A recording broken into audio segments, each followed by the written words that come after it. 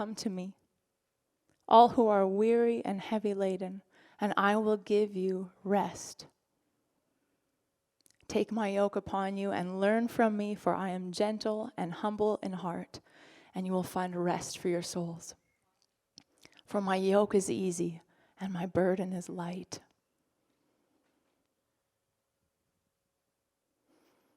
If you need that, I just encourage you to engage with him and take him up on the invitation. Take him up on the offer. I hear him just in his heart, just throughout my prep time, just this call, there's pain between me and them. And there's pain between them and what I'm asking them to do, and what I'm calling them into. And if they would bring it to me, then we could talk. And I would take it away. They could leave it there. And I would show them how to move forward without it. And I would exchange it. I would give them something in its place. And that's his offer tonight. I almost just want to spend the whole time in the altar call. You know what I mean? It's like that's where the good stuff happens, is where Jesus just gets to do his thing. He just gets to come and talk. He just gets to come and meet us. And is that not what we need? So badly. Jesus, we need you. I don't mind, honestly, if this whole thing is just altar call time. Holy Spirit, come and meet us because we need you. Come and do what you want to do because we need you. There's a really cool passage I want to look at with you. There's a few things in it I'm going to highlight. And outside of that, I'm going to keep encouraging you. Engage with him. So we're going to look at Hebrews 3. We're going to read verse 1 and then start again at verse 7. Therefore, holy brethren, partakers of a heavenly calling, that's us, consider Jesus the apostle and high priest of our confession. Therefore, just as the Holy Spirit says, today if you hear his voice, do not harden your hearts as when they provoked me, as in the days of trial in the wilderness, where your fathers tried me by testing me and saw my works for 40 years. Therefore I was angry with this generation and said, they always go astray in their heart, and they did not know my ways. I'm going to have you pause right there. I'm going to read that again in a different translation. Where your ancestors tested and tried me, though for 40 years they saw what I did.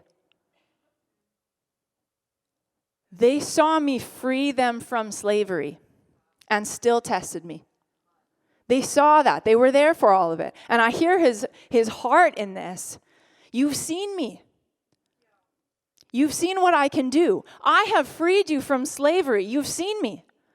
You've seen what I've done for 40 years, right? We all have our own version of that. You've seen what I can do. You're going to test me. You're going to come to me as though I'm not going to help you. You're going to interact with me as though I wouldn't give anything for you, as though I didn't give my son to die for you. After all that, after everything you've seen, for 40 years in the wilderness, you saw me. Verse 10, that is why I was angry with that generation. I said their hearts are always going astray, and they have not known my ways. After seeing all that, they have not known my ways. And this is absolutely for me tonight too. I still sometimes go to him, not sure if he wants to help me. After he has helped me and helped me and helped me again and again and again and uses me. Why? How? Again and again and again. And I still come to him and wonder, or I don't even go. I wonder, are you going to help me? Do you care?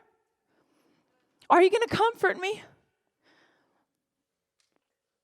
I wonder that, even though he has shown me over 40 years, right, who he is. He doesn't like that when we don't know his ways. Start again, verse 11. So I declared on oath in my anger, wrong translation. As I swore in my wrath, they shall not enter my rest.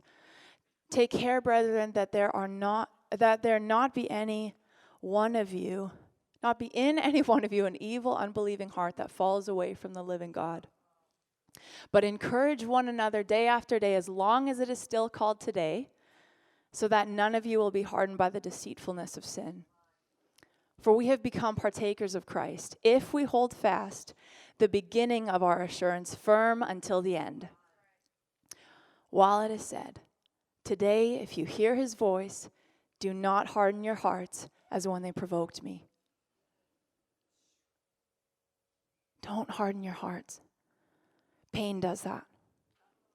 Sorry, our response to pain does that, because we get to choose if we'll meet him in it or if we distance ourselves.